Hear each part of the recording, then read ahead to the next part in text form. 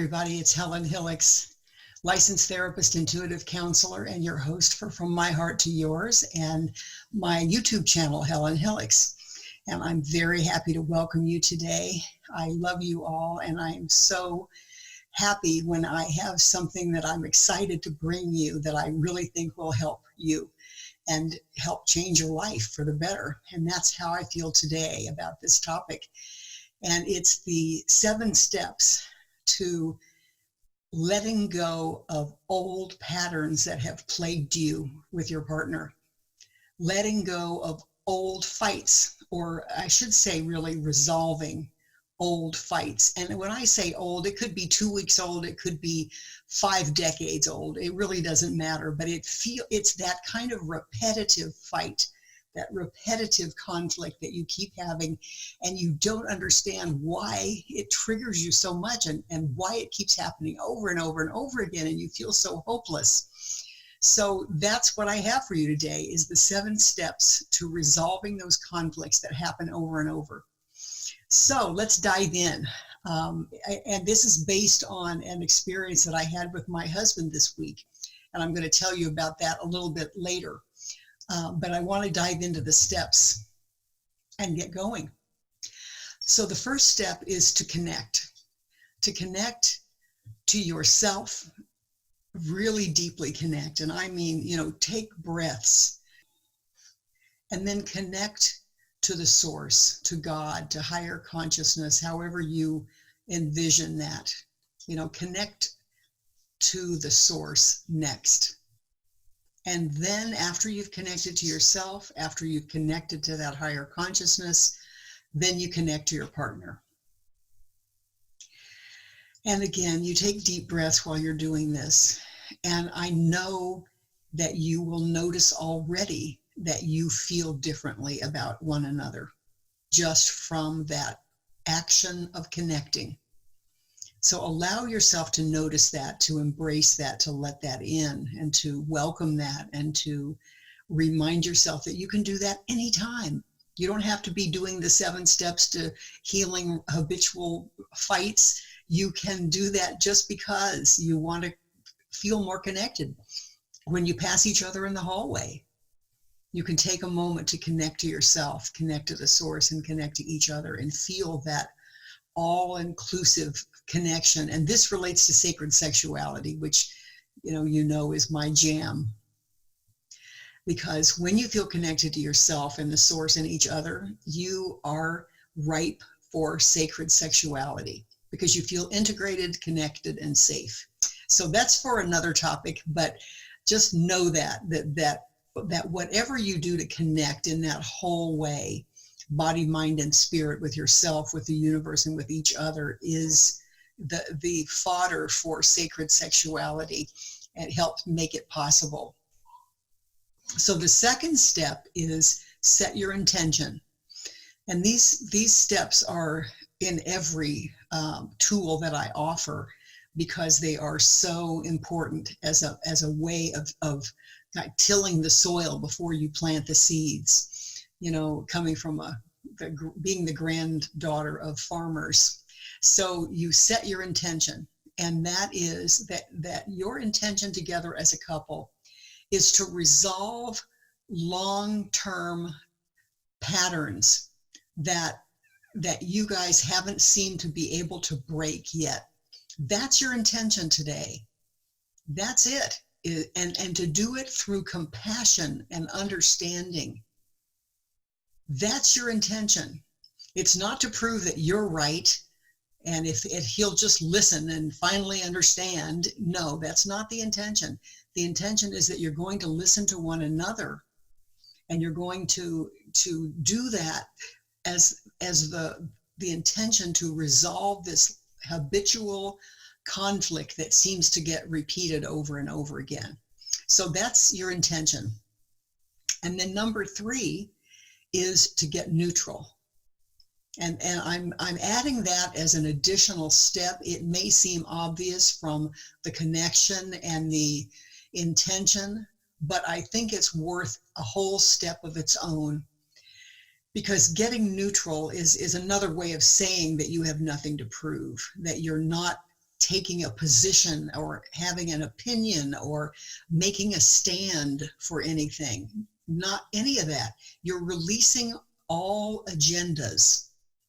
So that's worthy of a whole step of its own, is to release your agendas about what's going to be said, what's going to be discovered, who's going to look good, who isn't going to look good. We have to release all of that. And of course, as I'm saying that out loud, I'm realizing that those are all ego agendas, aren't they? So getting neutral is the next step. And then step number 4 is the meat of this tool, which is the exploration. It's to explore. And when I say explore, I mean that we are bringing all of our gifts of intuition, experience, our insights, all of our gifts, our curiosity. We're bringing our curiosity. That is so important here, that we're bringing our curiosity, we're bringing our determination, and we're bringing our wonderful mental ability to connect the dots. And I'll tell you the situation that prompted this podcast now. And that is a situation that happened with my husband. We are taking this really fun intuition training class with a friend of ours, Beth Green. And if you're looking for intuition training, she is a really great teacher. So you can contact me about how to get in touch with her, or you can just look up Beth Green. Anyway, we're taking this fun class, and we were talking about our homework from the class. And I don't remember the specifics exactly, but he was saying, I think what we were supposed to be focusing on is making sure that we're not trying to fix something and really looking at ourselves. That's what it was. He said, we're supposed to look at ourselves and not try to fix anything. And this is my habit, is if I don't think that's right, I feel compelled to correct that. And, and it's like, I just can't help myself. I think I'm being helpful. So I interjected, I think that the actual focus of the class was that you're supposed to stay neutral and explore, and then you'll know whether you're supposed to take action or you're not supposed to take action, but you're not supposed to go into it with an opinion. Anyway, he got totally triggered by that. You're always correcting me. You always think you know everything. You think you're always right. And I said, you know what? I usually would get reactive right back, and then we'd be off to the races with him proving how controlling and dominating I am and how self-righteous I am, and me proving how unbelievably defensive and what a jerk he is when he gets defensive, and that he can't listen, and that he projects all these negative things onto me, and and then we're off to the races. So this time I said, why don't we practice our homework right now about this? Why don't we get neutral and see if we can uncover what's really going on with each of us that makes us feel like we have to fix the situation by being defensive or proving that I'm right. And it was such a breakthrough moment for us. And we didn't have these steps because I hadn't made them yet. But we did this anyway. We did those processes of connecting, of intending, of getting neutral. And then we began to explore and go deep. And then here's step number 5, is notice when you get triggered, when you get off. Notice when you're not neutral anymore. And the reason I'm making that an actual step to notice that is because it always happens. You're not going to be perfect at this. Richard and I have been working on this for 13 years, and it's like we have a lot of practice processing things, and we still get triggered. So I know this is going to happen to you when you're trying this tool out, to go deep and to connect the dots and be neutral and be compassionate. You're going to get triggered. So I made it a separate step, because when you do, just say, okay, well, it's natural. It's natural. There's no shame. Nothing's wrong. We just, one of us or both of us got triggered, and let's just relax and recenter ourselves, and then go back to number 4 again. And if you go really off the rails, you might want to go back to number 1 and start all over. That's okay too. This is your life we're talking about. You get to do it any way you want, any way that works for you. So let's assume that you have cleared yourselves and centered yourselves, and then you go back to step 4, which is the deep exploration. And I'm not talking about, I think you just get defensive and I think you just think you're right. That's not exploration. What I'm talking about is this, and this is what Richard and I were able to do the other day, is I was in that place of being able to say, I wonder why this kind of situation triggers me so much. I wonder why I cannot stop myself from pointing out when something doesn't seem correct. And it's like, on the surface of it, I'm not doing anything. I'm not demeaning him. I'm not intentionally demeaning him, for sure. But I could tell in that moment that I did have an energy around it, that it wasn't just purely wanting to be helpful. So I was able in that moment to really step back and say, I wonder why this kind of situation triggers me so much. And all of a sudden, it kind of intuitively came to me, something that I already know about myself and my family, is that I felt like, I was one of 6 children. My older brother was sent away for a time period when we were very young. He was 6 years old or 7 years old, and I was like 4 or 5. No, I was like 5 or I don't know. Anyway, I was, around kindergarten. And that really stuck with me, that, if you don't make yourself indispensable, you could be sent away too. And that has been a really dominating principle of my life, is that if I don't prove myself indispensable, that they can't live without me, they don't, if they don't see how valuable I am to them, that I'm going to get kicked to the curb. And I felt like my actual life would be threatened if I don't prove that I'm indispensable. And it makes sense to me. All of a sudden, I thought, well, of course, then I have to make sure that we both are doing the correct homework. It's really important to say that. Well, of course, it isn't really important to say that. He could look up the homework himself. I don't have to make myself indispensable by saying it in that moment, especially because I know he's sensitive to that. And so my ability to say, I think this is what's going on for me, opened the door to then asking, I wonder what's going on for you. It must be something similar. And he has a real sensitivity to feeling stupid. And so I said, I wonder if it's that when I correct the situation or correct you, that it makes you feel stupid. And he said, no, I don't think it's that. And I said, well, maybe not, and that again would be something new for me, because I didn't have to prove that I was right, that was a good insight, that I'm being indispensable. I was able to just say, okay, well, let's keep digging. And he said, I think it's more that I have to prove that I'm right and that I'm smart. And, coming from an Italian family, in a Catholic family where there is a definite right and wrong, and the men are supposed to be dominant, they're supposed to be the boss.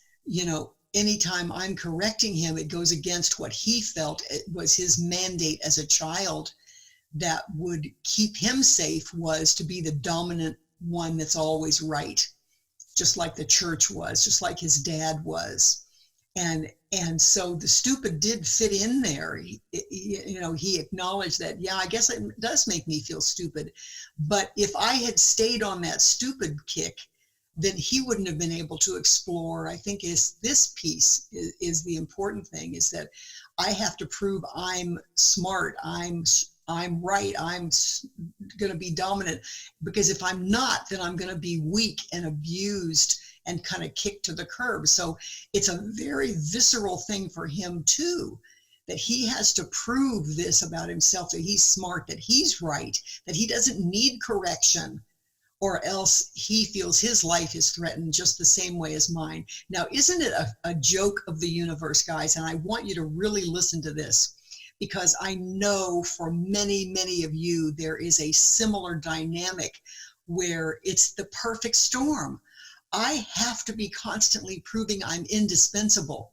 And that means I'm constantly correcting him or guiding him or offering him something that every time I offer it, I'm proving to myself that I'm indispensable, and I feel like I've been saved from the gallows. But his side of it is, every time I prove I'm indispensable, it triggers him into proving that he's worthless and weak and not the dominant male like he's supposed to be.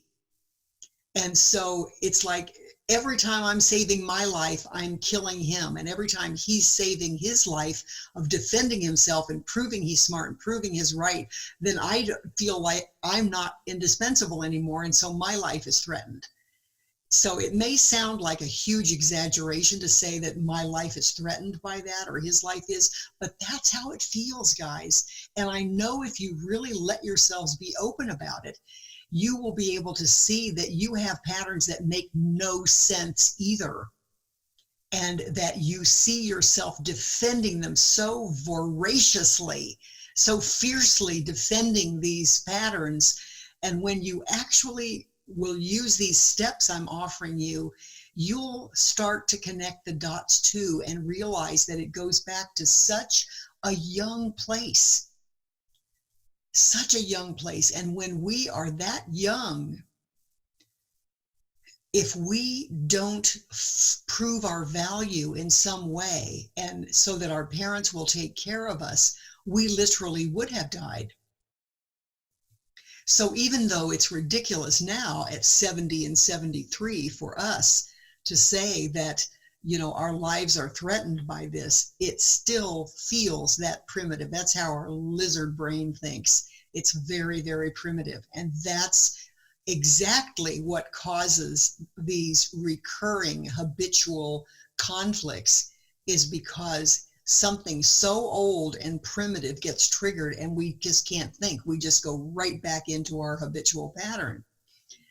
So let yourself really be curious, guys. This is a fun journey. This is a fun adventure. Let yourself see if you can figure it out. It's like a mystery, like you're a detective.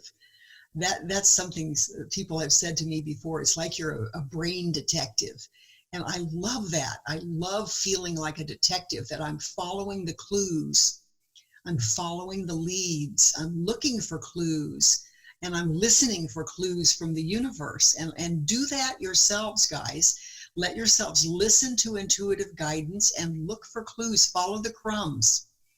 You know, if you hear that, you know, I wonder if it's that you feel stupid, and you say, I wonder if it's that you feel stupid, that's a crumb.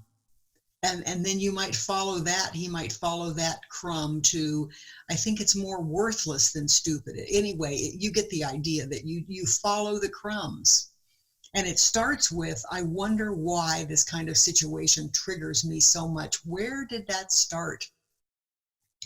Where did I get the idea that I had to always be correcting and proving that I'm indispensable? And I wonder where I got so defensive about being corrected. And then you just go back and back and back together, and you listen to each other's ideas and observations. And if, again, what do you do if you start getting off and you start being defensive in the exploration? You go back to step 5 and noticing and getting centered. And then you go back to step 4. And when you feel the, yes, that's it. And that's what happened to us. It's like, oh my God, I felt, yes, that's it. That I'm proving that I'm indispensable. And when he got, yes, that's it. That if anything threatens my dominance and my belief that I'm always right and that I'm the dominant, you know, I'm the boss, then he feels weak and put down. And it's certainly not supposed to be by a woman in his paradigm. So it's like we both felt so much relief when we understood that. And honestly, I don't believe it's ever going to be the same again. I don't believe that we're ever going to end up fighting about that kind of thing again. We might get triggered. We might start out doing it, but we know now. We know now what is the real root causes. And, it's kind of funny to say it, but I felt like we were two young children there, having compassion for one another, understanding each other, being best friends as young children right then when we got to what were the core causes of that dynamic. And it was so lovely. It was so lovely, and it catapulted us into a new level of intimacy. And that's so exciting to me, after 13 years, and it may be for you guys, it may be after 30 years, but don't give up. You can use these 7 steps too. So we're on the exploration is step 4, and the noticing when you go off is step 5, and the step 6 is evolving. That's the step. That's what you do after you've explored and you've discovered what is really the root cause. Then you can evolve. And evolve comes with practice, doesn't it? We don't just change overnight, although I know that Richard and I are going to be different from here on. But it's going to take practice.